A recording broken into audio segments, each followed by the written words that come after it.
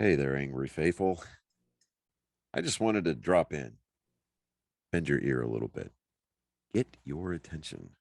So if you're not listening, drop what you're doing and pay attention to me because I'm here to inform you that not only can you get your daily, maybe if you're binging it, I'm not sure, that's entirely up to you, but you can multiply your doses of angry me fuckery by paying attention to all of the platforms upon which you can find either the dulcet tones of my voice and David's voice or my pretty face and David's not so pretty face. Anyways, digressing, we not only we are on YouTube, we are on Spotify, we're on Rumble, we're on Google, Apple Podcast. We have a TikTok page. We're on Twitter, Instagram, and of course Facebook. So if you find yourself fuckery deprived, curl up with a nice hot mug of shut the fuck up and just listen. Open those ear holes and be prepared to be cream pied like it's the first time. Thanks for listening. Welcome, Angry Faithful. Today on Nerd Sports 72, we're going to talk about. I just had it, you piece of. Okay, there we go. Cyber tossing. I knew there was going to be some kind of throwing involved. Cyber tossing. So I'm guessing we chuck old computers off of a cliff or something. No, it's that old. They take a big log in Scotland and toss it. Part of the Scottish Games. Oh, you said cyber tossing. Is it Cabber? Cabber? Caber. Caber. Yeah. See, I messed up. Okay. So just so everybody understands, yes, I know that there's an echo. I just closed on my brand new house on Friday. We started moving in Saturday. I had to throw my portion of the office together just to make recording on time today. So we've got boxes everywhere. Dude, I hurt in places that I forgot that I could hurt. Yeah, I figured My knee is trashed. My hip is trashed. My back is jacked up. Let me see here. Hung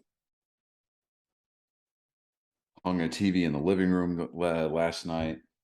Helped put together an entertainment center. Put the TV up in my sister-in-law's room.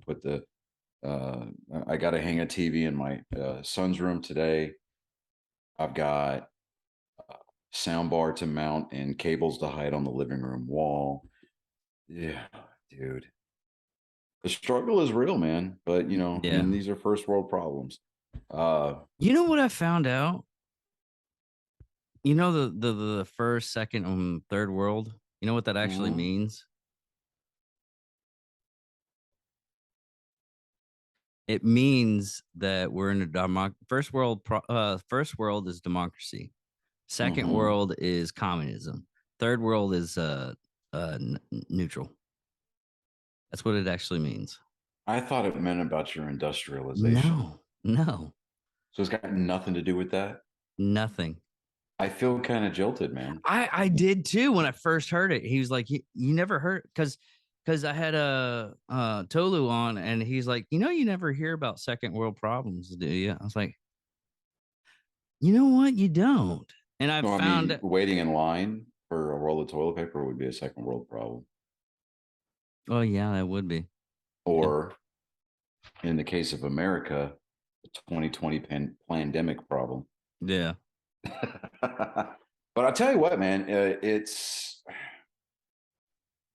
about 3, almost 4 years ago, I was told I needed to go live my best life. And well, I'm doing exactly that. But dude, I'm telling you, it hurts sometimes. Yeah. Like it's a physical pain. I don't know, man. It's kind of crazy, but yeah, I'm glad to be sitting back at a desk. For the first time, I've got a place that is kind of solely dedicated to these types of functions. That's away from everybody. we've got the double French glass doors, so I can shut them and, kind of, I can still hear what's going on out there, but it's still pretty nice. I got to watch what was left of the NASCAR race on Saturday. Who But we'll won get that? into that. Okay. Austin Dillon. But we'll Okay. get into that in just a few minutes. Moving on here to baseball. Man, we're coming down to the end of the regular season. Aaron Judge, he hit 50 home runs yesterday. I mean, he hit his 50th home run yesterday. He's on pace to hit 63, which is one better than Roger Maris's record when he hit 62 in a single season, to beat Babe Ruth's record of 61. Babe But Ruth still has a record no one's broken yet? oh no. I mean, Babe Ruth's records have been broken. Oh, okay. But uh, as much as I don't like the Yankees, I would like to kind of see Aaron Judge, um, set that record for the Yankees single season home run pace. Um, but at the same time, I'm like, all right, I don't because he's a Yankee, but at the same time, I do because I know that this is a basically he's a free agent after the season. Yeah. So if he goes out and he sets all these records, he's going to want the moon and then some from the Yankees, and I don't know that the Yankees are willing to pay that money for him. Which is fine by me. Open it up for somebody else. I'm sure like maybe the Dodgers would be willing to pay him, but um, I mean, of course, it'd be funny as hell if the Red Sox came swooping in and was like, "Hey, we'll pay you. We're your Huckleberry." But I think that would be funny.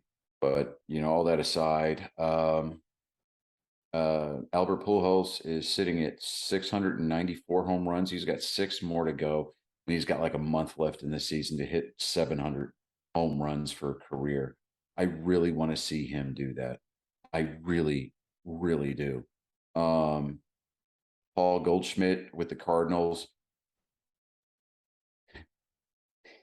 He's he's on pace for the Triple Crown, which is leading your prospective league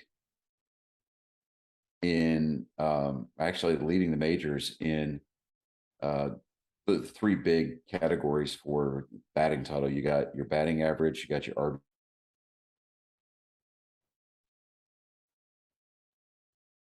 is Oh, you stopped Kyle there. Okay. Schwarber.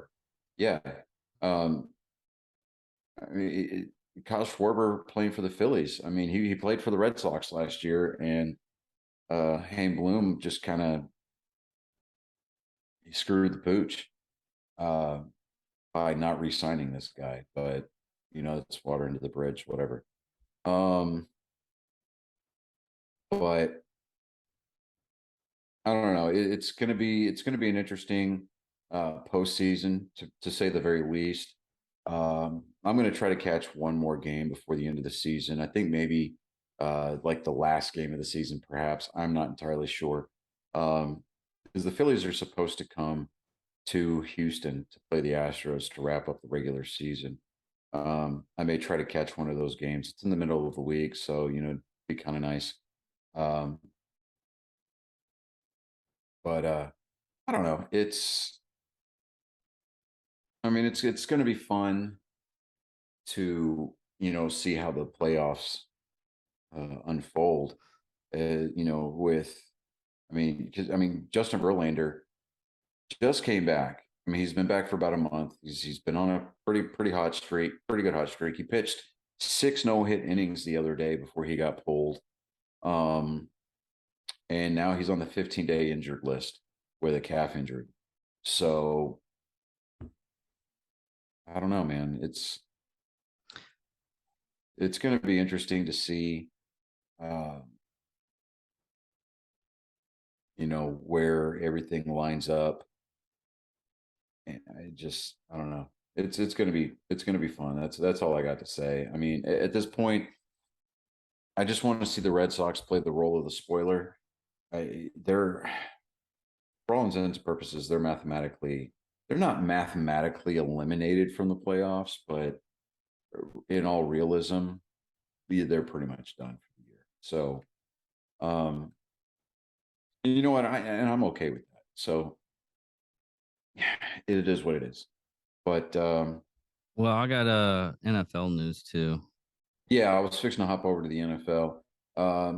There were some roster cuts going on. Nothing really notable. Let me see here. Well, let me go over this NFL statement. Watson suspended for 11 games for sexual misconduct. Cleveland Browns, and this is from Improve the News. Cleveland Browns quarterback Deshaun Watson was suspended 11 games and fined $5 million as part of a settlement announced Thursday with the NFL over allegations of misconduct. Hey, Misconduct. real quick, timeout. Yeah. What's the date on that article? Because we went over that last week. We didn't get mother. Did we, God damn it! I was gonna let you go, man, but I'm like, oh man, I can't. I thought you only said. Well, I thought you only said he was only suspended for like 5. No, initially it was 5. Then they did the appeal, and then when they came back, the NFL increased his suspension to 11 games. Oh, okay. Now the number that you've got there of 5 million differs from what the official report was of 3 million. So either way, he's having to pay out money to settle with these ladies, and he's not going to collect a paycheck for the first 11 weeks of the season. Yeah.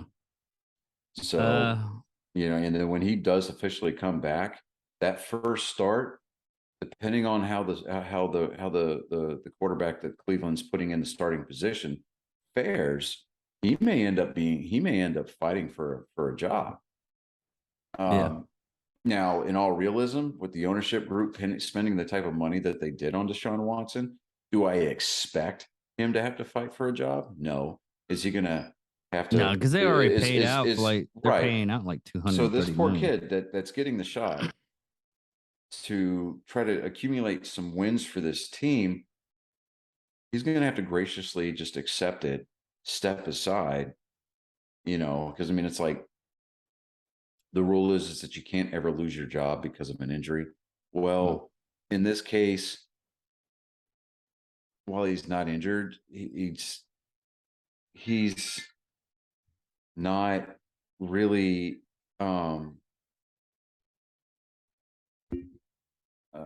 hold on a second.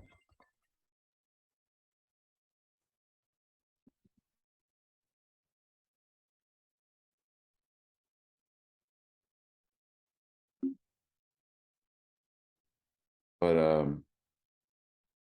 I need to start putting out memos that, hey, I'm going to be recording. So, well, he's only playing for the full season. He's only playing 6 games from what I just calculated.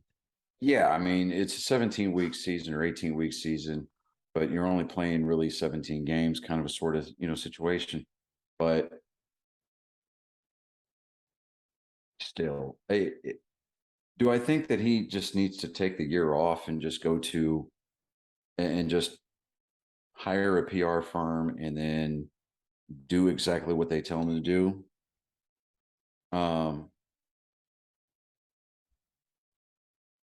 Yeah, I think that he just needs to take the year off because honestly, 11 games is still a slap on the wrist. Considering what he did, I think he should be fired. If my thinking is this, until the court goes in, and this is only a civil case. That's what's really bad. If it was a criminal case, I would still say this until the court is done and they have something to say and everything like that. What if they find him guilty and he's still playing? I mean, well, here's the thing. If they found him guilty, it would be like a Michael Vick situation. He'd have to put his career on hold,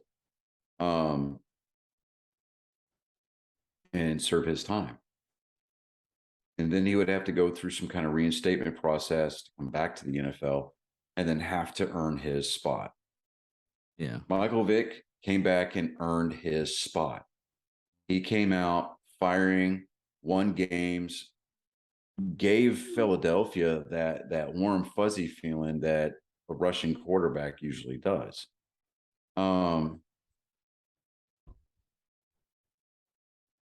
But you know, it's to me, when you've got that many people coming forward and complaining, either there's an incredibly huge conspiracy theory going against you, or you are A shit pump. yeah, dude. What was the other term? Cockwomble? I Yeah. mean, dude, seriously, there.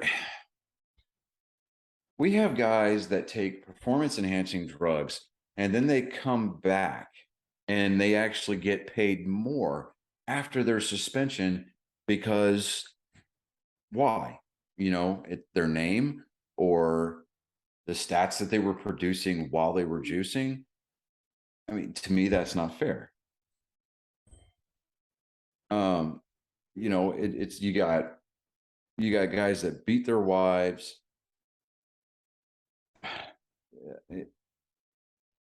Take performance enhancing drugs. You know, they get to come back and they get to play this game. Mm-hmm. You got guys that are out there molesting women.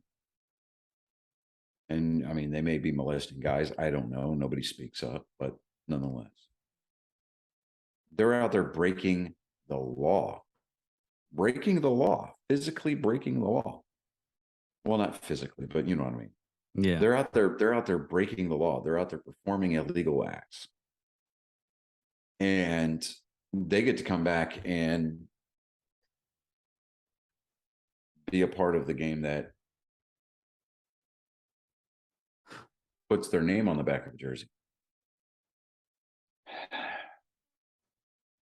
And they're being treated less severely than somebody like Pete Rose, who bet on his team to win or bet on other games that his team was not involved in. And somehow that's a blight on the game and they're banned for life.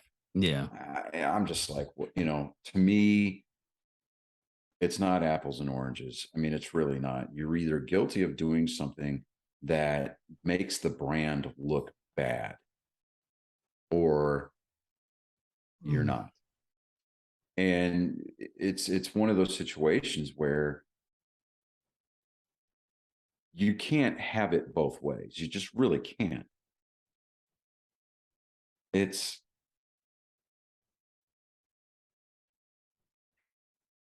to me, it does not set a good precedent. Because with the right legal team, you could pretty much get away with murder. O.J. Simpson proved that. Yeah. But you can't get sorry, but you can't get away with you can get away with flashing your dick to a masseuse and then beating off in front of her. And as long as you pay her enough to shut up, or you know, your legal team does what they're being paid to do, and they make these women look like absolute monsters and liars. Yeah, sure, fine, you can get away with whatever. You know, and it's not me saying that we need to sweep these, you know, I mean, I'm not saying believe the victims 100%, because you and I both know, we've got personal knowledge of people who lie in very egregious ways to make themselves look good, yeah. to gain an advantage. And it gets to the point where they're lying, they're lying and they just want other people to believe them and everything like that. I literally had one chick who's like, you can't believe what he says just because he makes sense. I'm like, what? Did you fucking just say that about me? Just like, yeah, you have a way to using facts and everything where contradicts what I'm saying, what I feel. I'm like, I reject your reality and substitute it with one of my own. Yeah, that's basically all it was. That's what that sounds like. I'm just like, holy crap. And I can really hear myself echoing, and I'm going to turn that down just a little bit. Is that better? A little bit better. I can barely hear you now. Oh, okay. Well, maybe I'll just do this. Turn my company down. No, because that. This is such garbage. Oh no. Yeah, exactly. So let me try that. What about now? Is that better? No, I can't hear you. Yeah, you got to turn it up a little bit. Okay, I got to turn it up. I'm gonna have to figure this out. I ordered some new socks for my microphone. They should be here Thursday. Hopefully that'll cut down on some of the echo in here. But It's not as bad. once I mean, like I said, once I get everything hung and put together in here, it'll be fine. Yeah. You know, I mean, somewhere in the plethora of boxes that we have in our garage that we're slowly emptying, I don't want. It's a scam likely call. I'm not doing it. Okay. I was going to take a scam call live on the show and be like, you've reached a federal military installation with it. This number does not accept incoming calls. How did you get this number? I need you to hang on for just a minute while I do a trace. You know, freak them out real bad.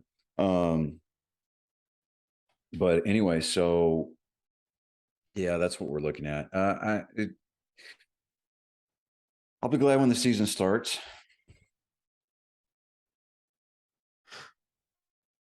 Because I can sit down in my living room and with my wife and my sister-in-law and watch football. You know, we can watch the baseball playoffs and things like that. You got enough screens to do that too.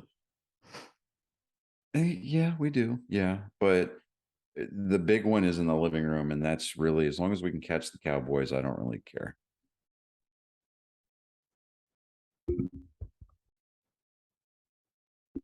But there was All another right. thing. There was another thing that this was today. Jimmy Garpa's new deal with 49ers backfires for Trey Jimmy Lance. Garoppolo. Man, I didn't get to use my speaking spade. All right.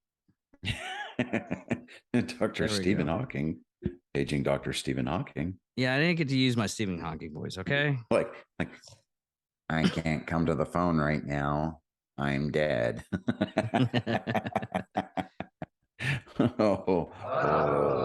Yeah. It still may be, but Monday's deal to retain Jimmy Garoppolo pumps the brakes on his coordination. After failed efforts to offload the veteran quarterback via trade this offseason, the 49ers reportedly agree to a 1-year, $6.5 million guaranteed contract with Garoppolo. On Monday, that includes an additional $9.5 million in bonuses, largely attached to playtime. The deal arrived hours before Tuesday's deadline to cut NFL rosters to 53 and make Garoppolo the league's highest paid backup quarterback. Yeah, see, here's my take on that. This is the 49ers trying to save face. Because, you know, they've got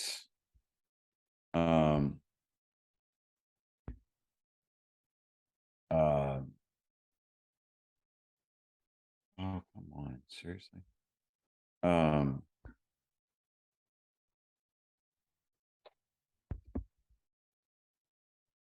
recording. Okay. I need to get a MacBook specifically for the purpose of recording our show. That is so back to what I was saying. This is the 49ers trying to save face because they're sitting here going, well, we tried to get rid of you, even though you took us one game away from the Super Bowl. You know, I mean, this is just them trying to save face after being an ungrateful bunch of, lechers. It's, oh, Mikhail Gorbachev apparently died today. I thought he was dead already. Oh, well. Really? Anyways, yeah, I don't know. I'm getting I- texts while I'm trying to record. I'm with you. I thought he was already dead. Maybe it's one of his kids. I'm like, but to me, who You go ahead cares? and do what you got to do. I'm gonna check this out. No, I'm good. But oh yeah, all right. So the 49ers are just trying to save face. I mean, we're gonna throw money at the problem. It's not a good look for them. Um, not a whole lot of football news to go over right now. NASCAR, the cutoff race, the end of the regular season, was this past weekend.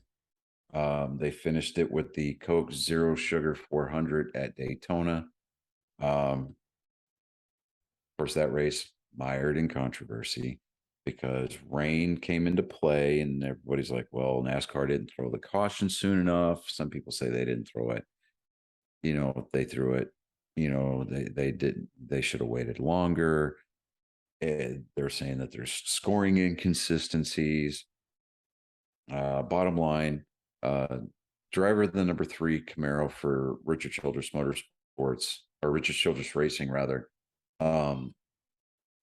Austin Dillon ended up winning that race. Good for him. He raced his way into the playoffs.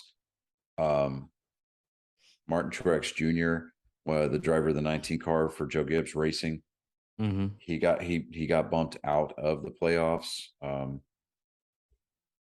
And then let's see here. Let's look at the standings right now. Standings. Okay, there we go. All right. So driver standings going into the playoffs.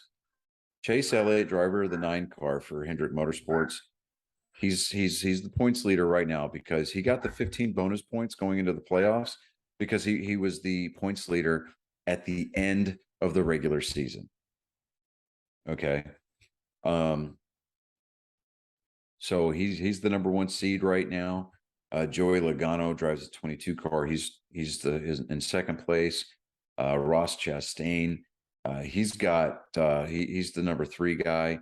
He's got 2 wins this year. Kyle Larson is in 4th with 2 wins this year as well.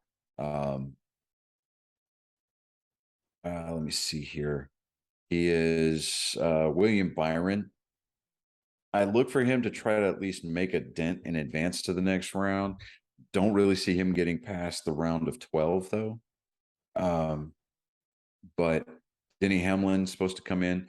Everybody's saying that he's due. I mean, he's basically what the equivalent of I've heard him being called the Mark Martin of the modern era. Mark Martin was one of the most resilient race car drivers NASCAR has ever seen, but he never closed on that championship. He never won a championship. He battled some of the best that this sport has ever seen. Made a lot of boneheaded decisions, made some really great moves during the course of his career. I respect the hell out of Mark Martin. I really do. He never closed on that championship, which would have been nice, a nice little feather in his hat. But that being said, moving on, Ryan Blaney drives the number 12 car for Penske. I expect him to make it pretty far, at least the round of 8. Kevin Harvick, don't really look for him to move past the round of 16. Christopher Bell, don't look for him to pass 16. The number 18 car, Kyle Busch, he's in the 11th spot right now in the standings. I expect him to advance at least to the round of 8. Don't necessarily know if he's going to pull it off with, winning to advance, but he may rely on points alone just to get to at least to the round of 8. Chase Briscoe, I expect him to drop out of the 16. Daniel Suarez, he drives the 99 car for Trackhouse Racing. I loved seeing him get that win at Watkins Glen earlier this year. Was it Watkins Glen or Sonoma? I think it was Sonoma. Anyways, a road course. Really, really happy to see him get that win. He got in by virtue of his one victory this year. Austin Cindric drives the number 2 car. He's in by virtue of the fact that he won the Daytona 500. Now he is the rookie in this field. So we'll see. I don't expect him to go too far. Alex Bowman drives the 48 car for Hendrick Motorsports. I like the guy. I just don't expect him to go very far. Maybe the round of 12, but that's probably about it, unless he gets on a really, really wide, long hot streak. Because his crew chief, Greg Ives, has already stated that at the end of the season, he's stepping away from the car as crew chief. So that's going to be a bit of a distraction. That's going to put that team in a sort of state of flux going into next season. They're going to have to get that crew chief situation figured out. Rounding out the top 16, and the only drivers eligible for the championship this year is going to be the number 3 car, Austin Dillon, when he pulled off that victory, winning his way into it at Daytona over the weekend. Just missing it is Martin Truex Jr. I mean, I would have liked to have seen him run for another championship. He's going to be back next year, so that's going to be a good thing. It's going to provide some consistency. I mean, some of the more notable ones, we've got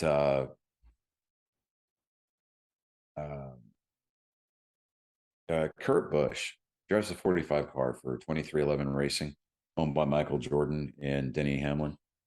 Mm-hmm. He's been out of the car for the last few weeks because of concussion protocols. All right, so he stepped away from the car. Did he wreck his car last? Well, he had a pretty nasty wreck, and he got a concussion from it. So, you know, he did the responsible thing. He stepped out of the car and is giving. How's that look for lighting, huh? Yeah. So he stepped away from the car. Ty Gibbs, Joe Gibbs' grandson, has been driving the car on the cup level for the last few weeks, which is all fine, well and good. Kurt Busch did win a race this year, and he was eligible for the playoffs, but because of the medical issues, NASCAR was willing to give him a waiver to make him eligible to still compete for the championship, even though he's been out of the car for the last few weeks. He, Denny Hamlin, and Michael Jordan all sat down. They had a discussion, and they felt that it was maybe the best thing to drop the medical waiver and let somebody else race their way into the playoffs. That, you know, that's able to compete full time and be able to compete at that high level. Not the biggest Denny Hamlin fan, but I respect the hell out of that move. You know, especially coming from Kurt Busch, who used to be one of the big whiny kids in the garage. And he's been in the sport for about 20, 22 years now. And it's, you know, it's refreshing because just seeing his progression as far as personality is concerned. He went from being the guy that actually physically got punched in the mouth by Jimmy Spencer after a race to being one of the more respected competitors in the field. And I mean, this guy's got a load of talent. He gets into a car that's maybe mid-pack and turns him into a top 10 team. I mean, he's just that good of a driver. And I mean, I would love to see Kurt Busch win some more before he finally decides to hang up his shoes, you know, hang up the helmet. But you know, nonetheless, it's still refreshing to see that kind of progression from his early days, getting fired from a couple of different teams, and finally ending up here, driving a Toyota, winning a race, putting this team basically riding that ship. it's a total class thing. And, enough cannot be said about him. Let me see here. We've got,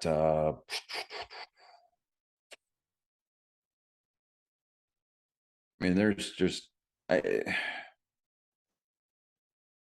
there's a lot of names I could go down this list. And, I could go down this list and spend probably about an hour going over different things about all the drivers that are involved, not only in the playoffs, but all the way down to like 32nd place or even 33rd with David Reagan being, driving the number 15 car. But I don't know. The NASCAR playoffs are kind of a different breed. You win and you automatically advance to the next round. Otherwise, you have to qualify for the next round based on points. And it really puts that emphasis on physically winning races. So, I kind of like that because it prevents guys from sitting back in points racing. And like, okay, we can win a stage here, we can win a stage there. As long as we finish in top 5, I think we should be okay in points. I'll get out there and win and, secure your spot. Because that way you eliminate, like if you win early in that round, you can go out and have a crappy week the next week and know that it's okay because you've already advanced. You've already secured your spot. Now, if you continue to win, stay out there and you compete and you win 2 or 3 races in a row, great, because all that does is just boost, it pads your points lead going into the next round. It increases your seeding. I'm all for that. But it goes for the next year. No. It's just the next round of this particular playoffs. Oh, okay. Because you got your round of 16, and then after 3 weeks, you go down to the round of 12. Following, after 3 weeks, you go down to the round of 8. And then once the round of 8 is over, then you're left with just the championship 4. And that's when everybody rolls into Phoenix to compete for the championship. And the only 4 drivers that are eligible to compete for the championship for the series for that season are just those 4 that advanced to the championship 4 round. I mean, they could be like dead last, but they're well, okay, let's just say all worst 4 of case them scenario. could be like, okay, my Worst scenario case scenario. So you roll into the race, and you're the only 4 drivers that can compete, and all 4 of those teams are just having the absolute worst day. Yeah, they're all all 4 several laps races down, kind of a thing. At that point, they're racing each other to get back to get as many laps back as possible before the checkered flag flies. Because ideally, if you win that race, you win the championship. Otherwise, you're relying on finishing positions. Okay. How many laps have you led, versus how many stages did you win? Were you able to finish top 10 in those stages to earn stage points? They break it down to the point where it's almost impossible for them to require a tiebreaker. I was kind of wondering that because the way it seems, the way you're talking about it and everything like that, they could be like dead last when one of them would still win the championship. Well, and the reason why they went to this playoff, to this points format for, the playoffs and things like that is back in the day, man. I mean, like even into the 2000s, I say 2000s because 2004 is when they initiated this chase for the cup thing, right? Where they've taken on versions of the current playoff format and points format, right? Back in the 90s, when Dale Earnhardt Sr. won his last championship, his 7th championship, they point raced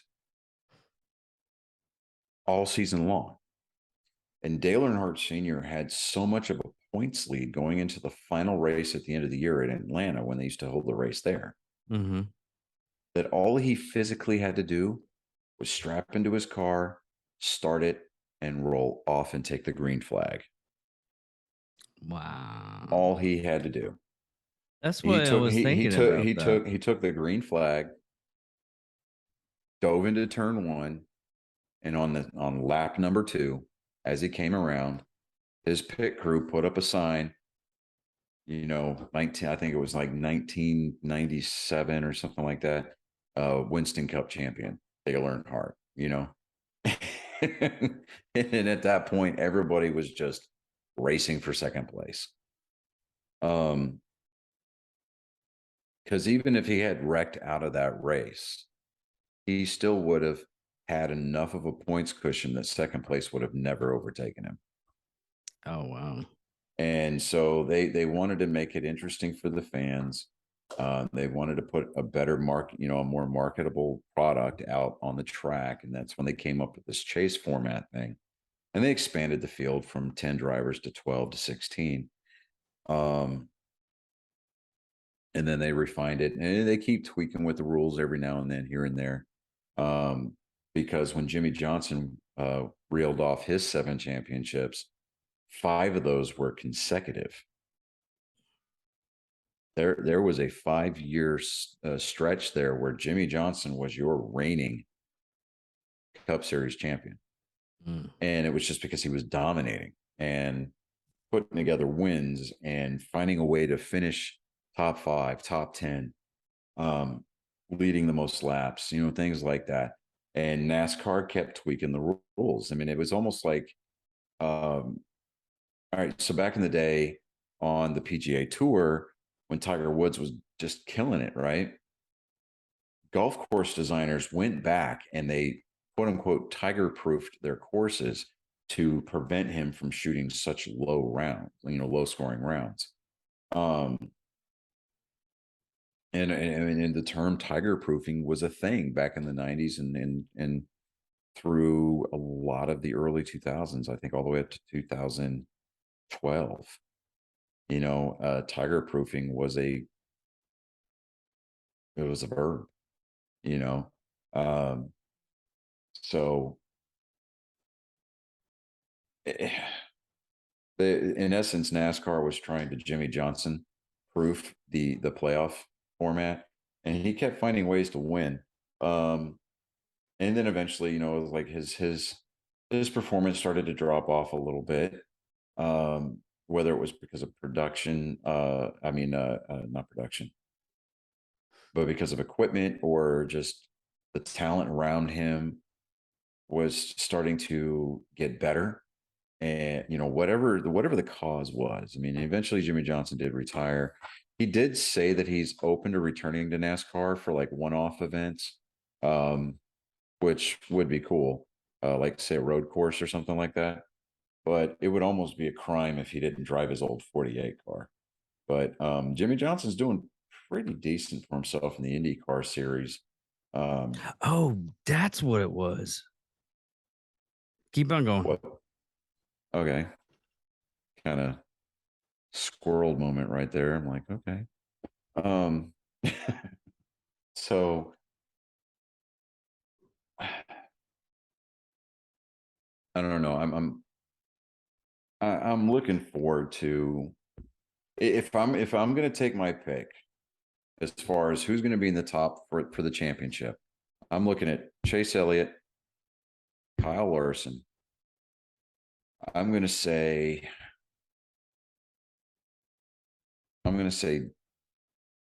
Danny Hamlin, and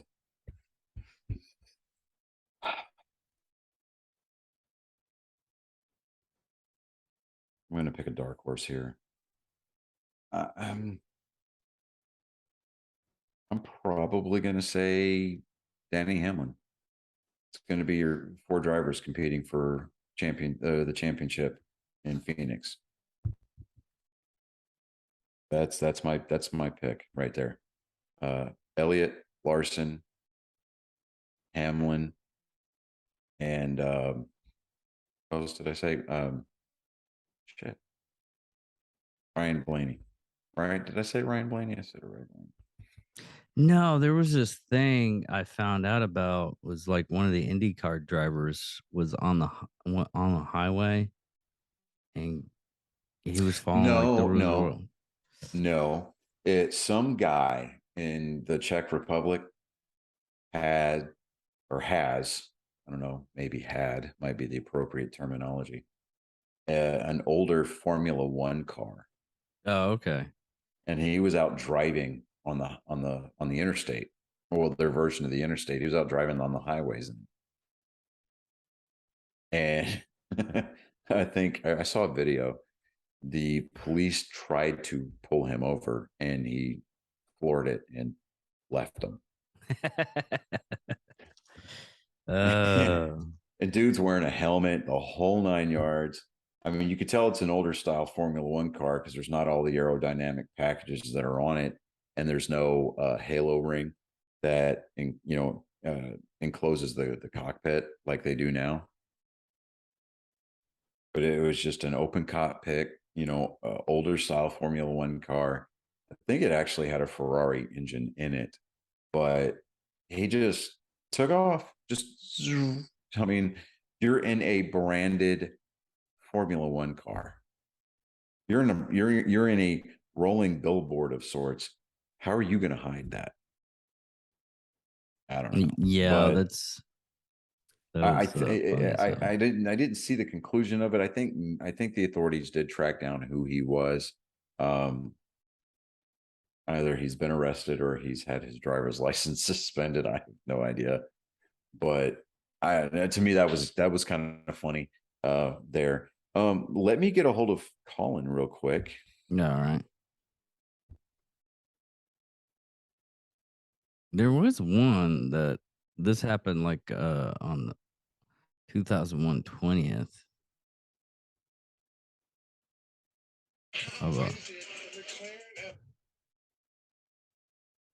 And the cops pulled that over. Yeah.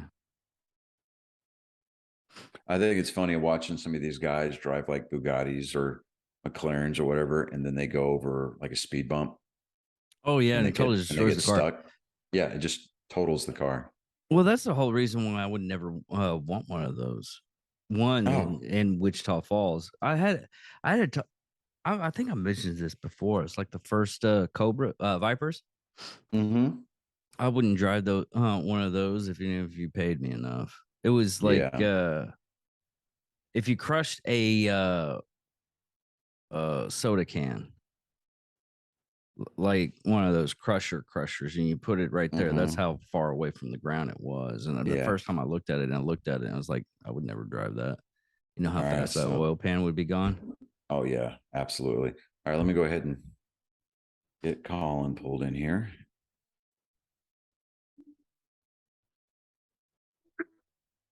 Hey, bud.